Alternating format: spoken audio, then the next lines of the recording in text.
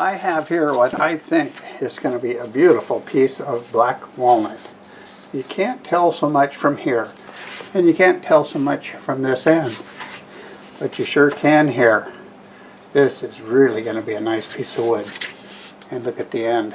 Ooh, that heartwood just goes clear down there. So this is going to be nice. I'm going to turn this for some friends. We want to give them a bowl. I'm going to get a hole in it for a worm screw. Maybe cut the corners off, and I'll be right back. We'll have it mounted up in the lathe.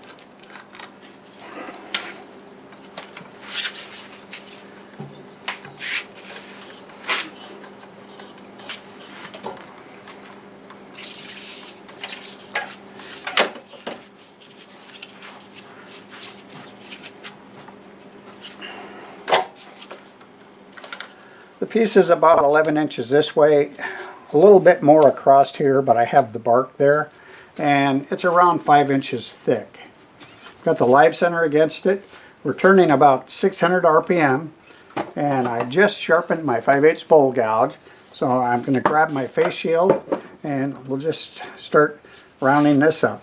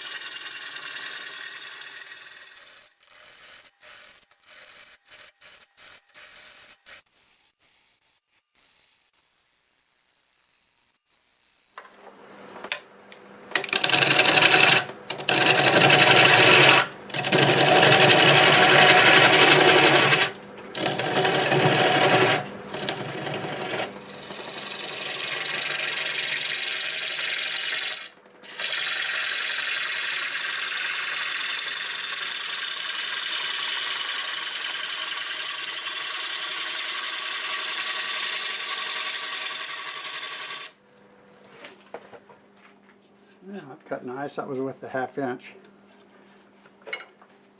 That is looking pretty cool.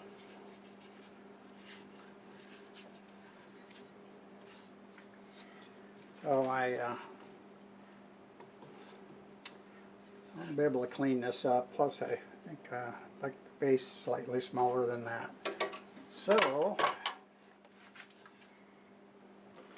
let's just see how much of this we need to take off.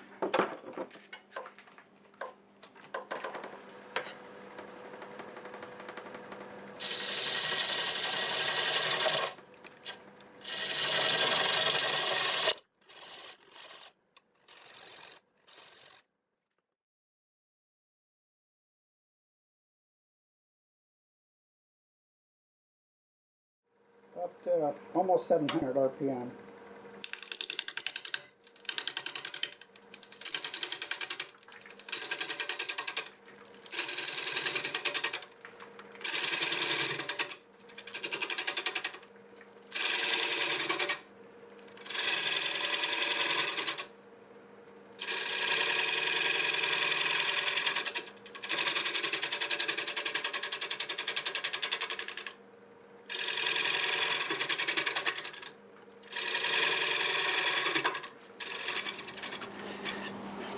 Well, I like that shape, and I'd like to be able to make a nice cut up through here and clean it up a little bit, because I do have a couple little tool marks. But as always, the tailstock is in the way. I don't think it's going to go anywhere, and it should run pretty true without support. Taking light cuts, this will be much easier to do. Okay, I can get in there and get a nice little angle here, and should be able to go up and around. Adjust this so that it works for both sides here, the lower side and then that upper side. See if I can get a few more RPM. Almost 700.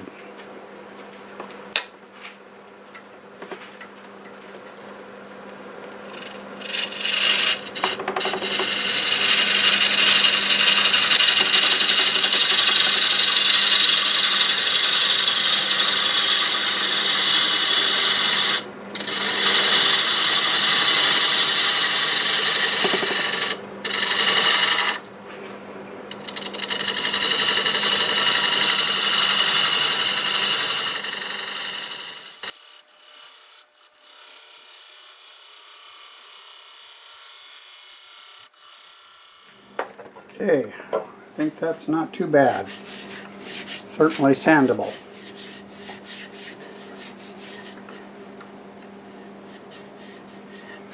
Let's get this finished off right now.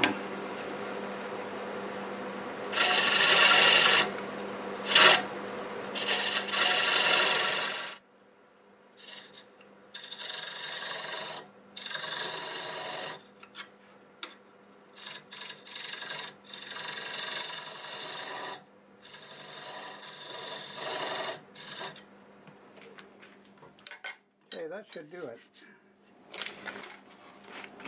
I think what I'll do is hit this with some 80 grit and finish the rest of the sanding after it's flipped around and cut out, because it is got a little bit of moisture in there and it doesn't feel real wet, but I can see some. I'm actually going to sand this with the lathe going in reverse. Just going to use sheets of paper.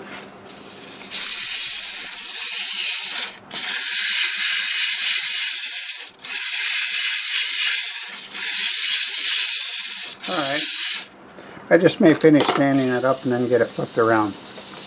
But I'll get back on turning the inside tomorrow. Well, it is the next morning. It's Wednesday morning, February 22nd. The only reason I mention that is it's actually snowing right now. And they predicted this for the 22nd, and it's snowing. How about that? I wonder if it might be snowing up there at Shady Acres. Probably is. I've got my 5/8 bowl gouge. We're turning about 700 RPM.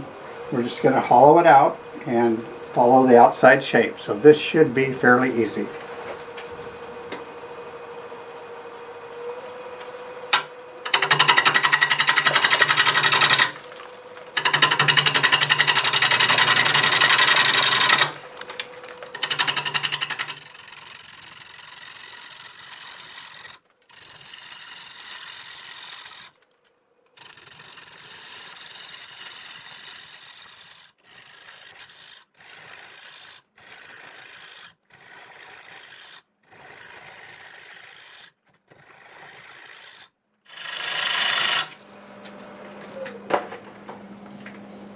Look at that beautiful grain. I almost want to stop right there. I don't want to lose any of this. Wow, that is so nice. All right, looking good.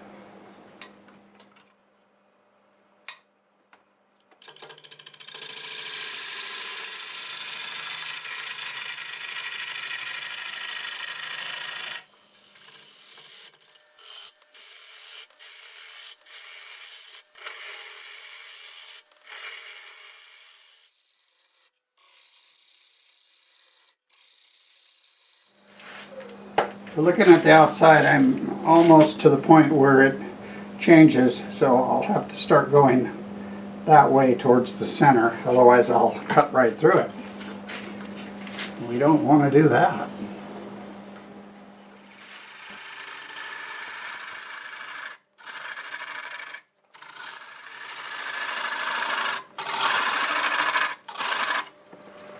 Yeah, that's kind of dark in there with that wood. I think I'll put a light on it.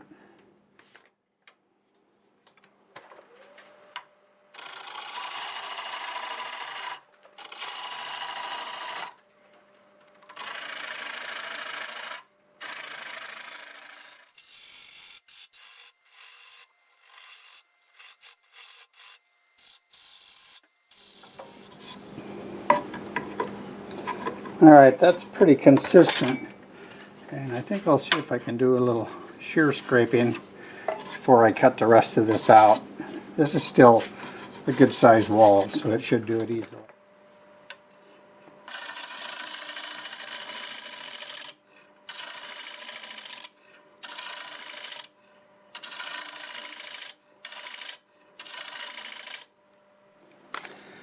So I just stopped so I could measure this, and I've got my little homemade depth gauge. It's just a 3/8 dowel. I have a hole drilled in here so it's kind of a friction fit, and I can just move this in and out. I set it right here, and I'm looking about 3/8 to the very bottom. If I hold it up here, I've got maybe 1.25 inches, so that's how much I have to take off right here. I need to continue this angle down and have that bottom meet at that same level, and then we shouldn't have a hole in the bottom. That's the plan. Going back to the 5/8 bowl gouge, and we'll just hog some of this away.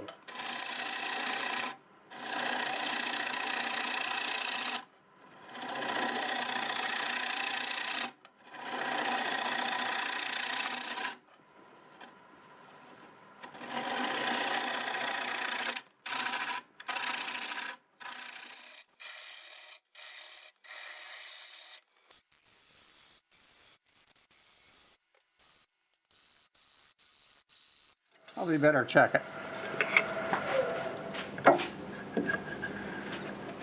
Still got about a 1/16.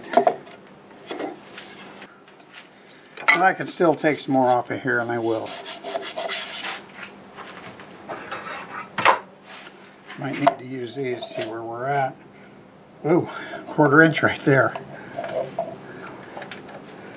Just a little heavy here. And yeah, just about right. So we're going to take some more of this out, down into here, and I think we have it. And that we'll use the 5/8 for that. You know what? I'm going to sharpen it up so we can get a nice cut. Alright, this is nice and sharp now. Let's see if we can get a few more RPM. We should be able to. Almost 1,000.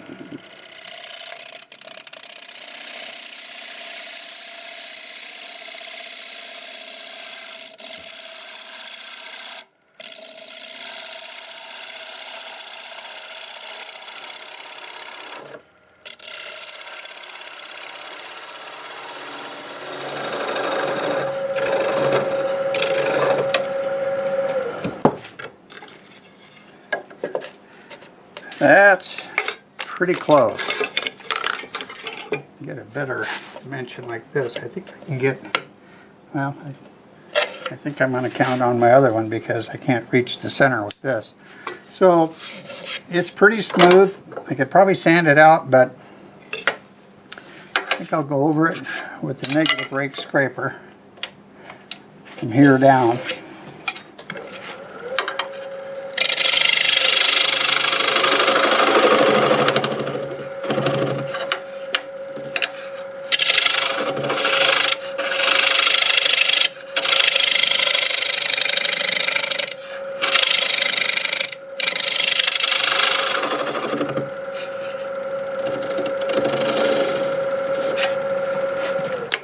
Okay, I think that will work. So I'm not going to sand it right now. I have to go in and make a dry rub. Even though it's snowing today, tomorrow I plan on smoking a pork shoulder, and I want to get the rub ready and get it on the pork. So I'll be back and we'll sand this up.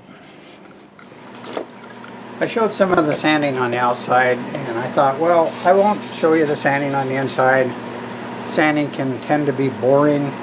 So I sanded the inside already with 80 grit, and then I started thinking about it. You know, one of the most important things to get a nice finish on your work and have it really look good is the sanding. You've really got to do a nice job of sanding if you want a really nice finish. So I'll go ahead and show you some of this. And I'm at 120 grit right now. Also, the speed is somewhat important, and it's based on the diameter. I'm doing about 400 RPM on it right now going forward. So I've got my dust collector ready to go and my overhead filtration unit. We'll get them going. I'll show you some of the sanding, and then when I come back, it'll be time to put a finish on it.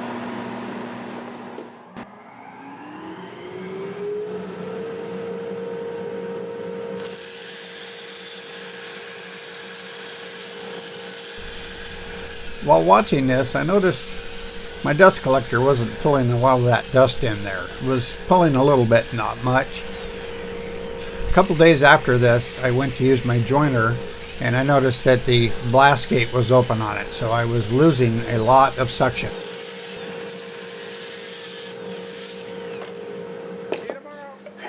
Time to put the finish on it, and I decided to use the Minwax water-based sanding sealer and polyacrylic. I'm going to get a coat of this on. It'll all look exactly the same. It's 27 degrees right now, so when I do it the next time, I'll just get it on and get back in the house. But I think this will still dry fairly quick. It always does, so I'm counting on it even at 27 degrees to dry. But I don't know if you can see the colors right now with this, just because the first coat is somewhat milky looking, but oh boy, this is really nice right there. You're going to like that when I get it finished up. Well, you can see it. Just a lot of chatoyance right there. Okay.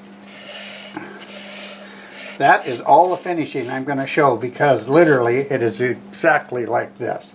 Put it on, get it soaked in on the first coat, and sometimes I even turn the lathe on slow and run it across like that, getting it down in the grain.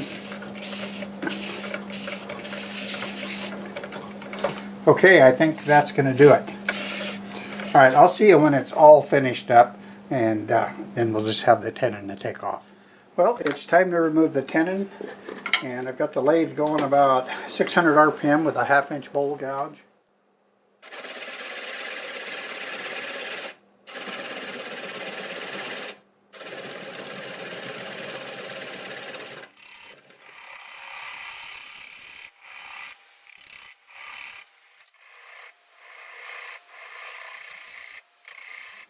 Okay, I'll get this sanded up and signed, and I'll be back and we'll take a closer look at this.